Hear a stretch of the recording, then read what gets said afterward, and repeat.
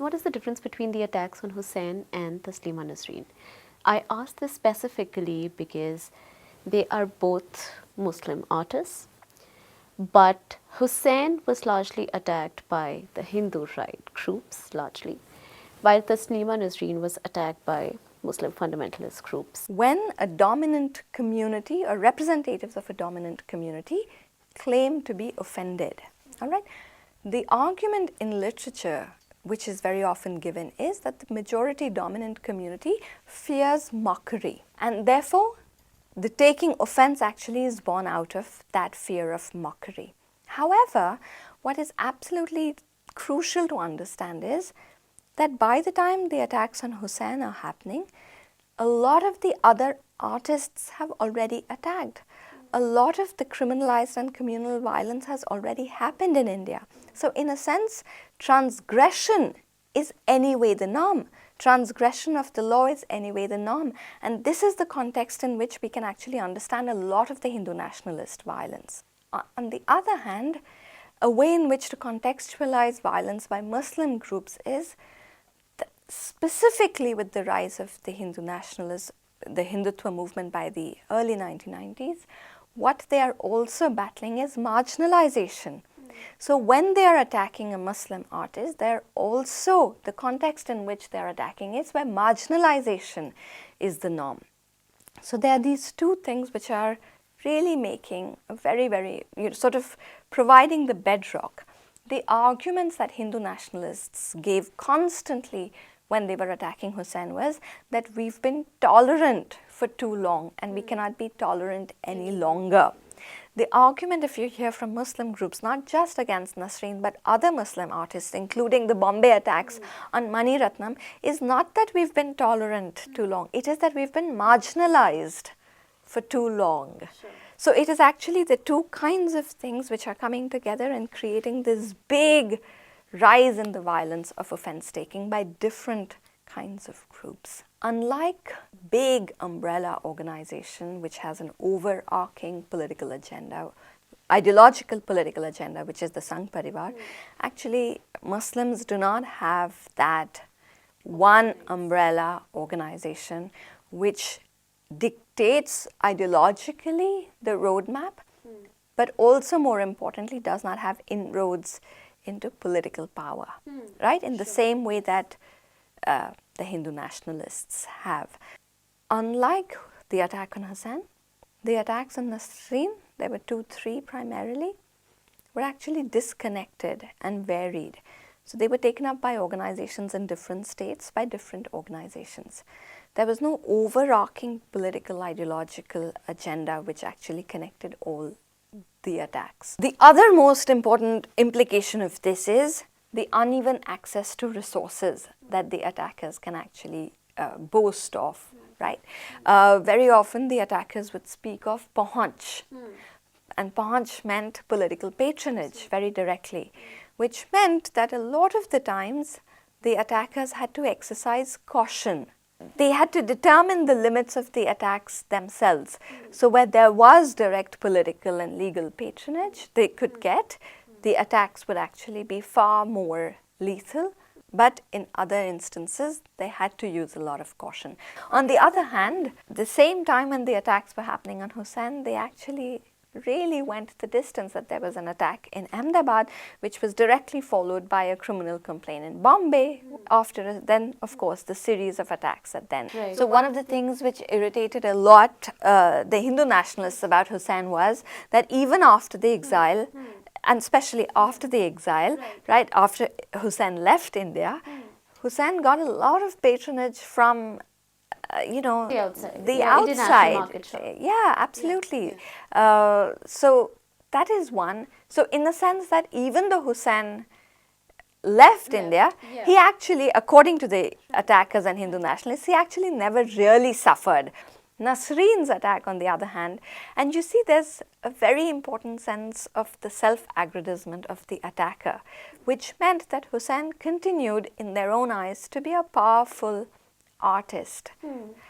Attacking a powerful artist meant that you're actually doing something worthwhile. Nasreen, on the other hand, even when she had left Bangladesh and when she left India, her books weren't selling in the same way that Husain's paintings were actually fetching those prices. So first is that the books were selling far less, and secondly, whatever was selling was also pirated, which also meant that the campaign against Nasreen for the attacker's self-aggrandizement doesn't actually hold value, doesn't hold worth in their own eyes. For Deepika Padukone, and how there were claims and threats of her being beheaded because she was tinkering with history. But after the film, we learned that the same organization that was, threatening her recoiled and said that we're absolutely celebrating the film because it is our own. As the field of offence taking has matured, what we do find is that there are different players in the field, in the business of offence taking. There are different ideological groups, there are different religious groups, there are different caste groups, there are different political groups, and so on and so forth, which has also meant a kind of competitive game of offence taking. Competitive in the sense that who can be more offended. So this competition between different groups has also led to, in a sense, to try and show who is more tolerant. This is in some way given limits to the violence of offence taking, this kind of competitive claims of offence taking, which is that when Taslima Nasreen was being attacked, there were the opposition of Hindu nationalist groups who were saying that she is welcome in our states. This sense of, so we are tolerant, but they are not.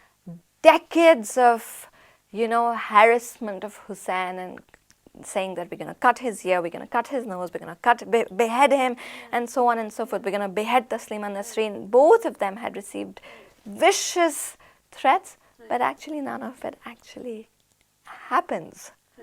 Yes, so we need to question, right? Why is it that despite decades of these threats, these actually never tipped over? And even in instances where members of these ideological groups have killed and murdered artists, as we've seen, writers, rationalists, especially in the last few years, there are voices within the larger Hindu nationalist group. Many interviews I've taken where they've said that we wouldn't go the distance. But do you think there is a fear of law somewhere informing or, restraining that kind of violence? The thing is that it's not like they're attacking artists and nothing is happening. Right. No, on the other hand, there is a lot of, where you see the other sense of the resilience of Indian democracy is that there are protests constantly. There are creative protests. There are, other kind of protests, there are marches, there have been torchlight processions. So there is a definitive, accountability, not just to the political representative there, but to the state as a larger sense. If you look at law, over the last few judgments, they've really come down heavy for protecting individual right to free speech and dissent, right? But also what is absolutely interesting is, and this is also the big difference between the 80s and the 90s and 2000s, is if you look at the murder of Safdar Hashmi, there was a very clear anger and, a clear understanding of the enemy and the artist. Right. And what is it that the artist is actually harming?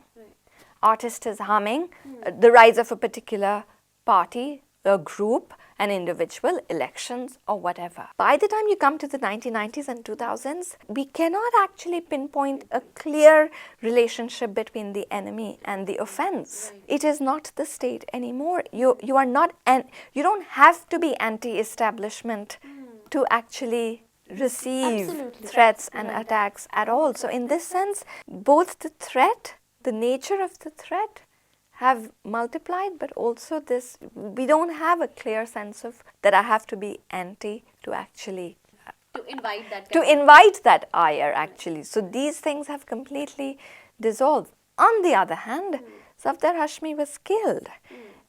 11 Muslims were killed in the 1980s. One of the arguments that BJP gave constantly, a lot of members of the BJP and the Sangh Parivar, RSS gave constantly was, look, we've been so tolerant that We haven't done what happened with the Congress. We haven't gone down the Hashmi road at all. So actually we're tolerant. This is one of the most important aspects of violence of offense taking, is to gain moral legitimacy. If you actually kill, then you actually break it completely. When the member from the AIMIM in Hyderabad attacked Nasreen, he went back and his narration was, when I went back home, my wife, my neighbors, they all clapped for me that I did the right thing in the name of Allah.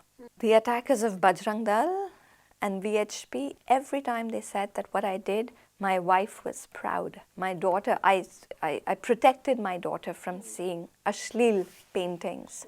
And all of these members have said that we will not kill. And the violence of offense taking, while it doesn't look, we don't see it at first sight, comes with its limits. When the attack happens, there is an internal discussion within the organization of what to do. Do we break the window, or do we physically harm the artist?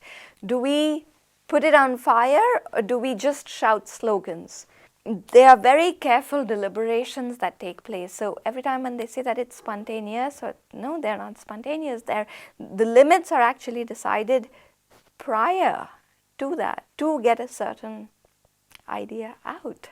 So I'm going to break furniture, but I'm not going to break the artwork. I'm going to break the artwork, but I'm not going to physically attack the artist. I'm going to physically attack the artist, but I'm not going to injure the artist heavily. I'm going to harass, but not injure. I'm going to threaten, but not kill. And these are deeply informed by the kind of political patronage and arguments that, they can solicit, the support that they can solicit. Let's talk about your meeting with Neeraj Jain and what makes him a peculiar case. He played a leading role in an attack on a student's artwork at the Faculty of Fine Arts at Maharaja Sayajji Rao University, which is one of the largest universities in Gujarat. And this attack happened in 2007.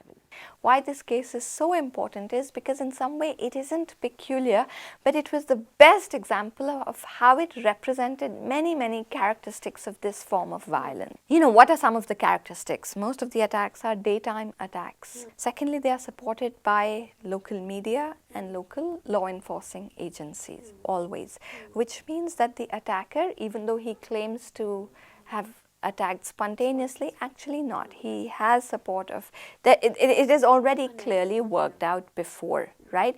Third, and what is absolutely critical and has not been mentioned, which is the age group of these attackers at the forefront.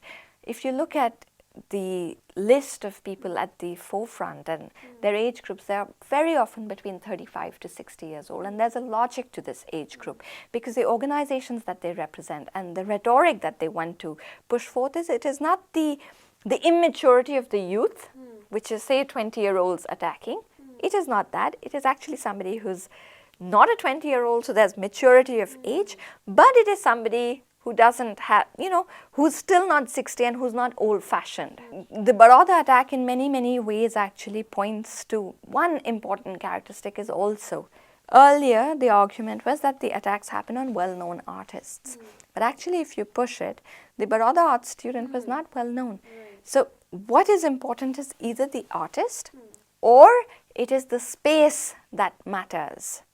And there it was the fine arts faculty, one of the most important spaces of art in Gujarat. The other very important characteristics of these attacks, and which is the paradox and why they continue, it is, a lot of the times there's a lot of backlash against these attackers, and as it happened in the case of Neeraj Jain. But actually when I was speaking to him, and like many, many other attackers, they actually gain a lot by just being talked about. So if democracy requires you to argue and debate about matters of public and private importance, free speech is one such very, very important one. The more the media talks about it, the more it actually validates the artist's the attacker's importance in his own eyes, which is to say, if there is praise, which very often is given by the local press, they are happy, and if there is criticism, they actually contributes to his sense of heroism. of course, the heroism is very loose because you wouldn't have attacked if he wouldn't have had the support and local patronage from the local political and right. The second thing is no, they are not at all uneducated, not at all. Neeraj Jain is a lawyer. Thank you for watching. Please hit the like button if you like the video and share it with your friends. And also hit the subscribe button to watch more such engaging, interesting videos.